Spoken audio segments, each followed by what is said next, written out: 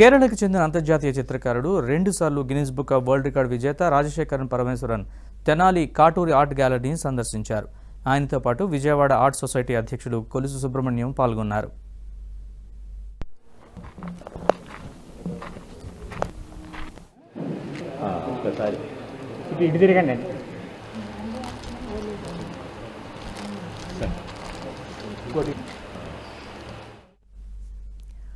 వేర్వేరు మెటీరియల్స్తో రూపొందించిన వందలాది శిల్పాలని తిలకించారు. ఇలాంటి స్థాయి గ్యాలరీలు సాధారణంగా పెద్ద నగరాల్లో మాత్రమే కనిపిస్తాయని, అలాంటి విశిష్ట గ్యాలరీ ఒక చిన్న పట్టణమైన తెనాలిలో ఉండడం తనకు చాలా ఆశ్చర్యంగా ఉందని పేర్కొన్నారు. ఈ క్రమంలో శిల్పకారులు కాటూరి వెంకటేశ్వరరావు, రవిచంద్ర, శ్రీహర్షలను హృదయపూర్వకంగా అభినందించారు.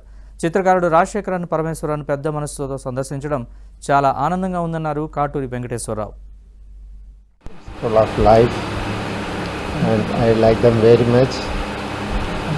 Like these sculptures, I am also doing realistic paintings, so I like these sculptures very much. It's a wonderful experience. Wishing all success to this gallery, this owner and this sir. పెద్ద మనసులో ఈ రోజున వచ్చి ఇంత spend చేసి ఈ గ్యాలరీని మరి visit చేసి నందుకు వారికి మేము పత్రికాముఖంగా వారికి అందరికీ కృతజ్ఞతలు తెలియపరుస్తున్నాం.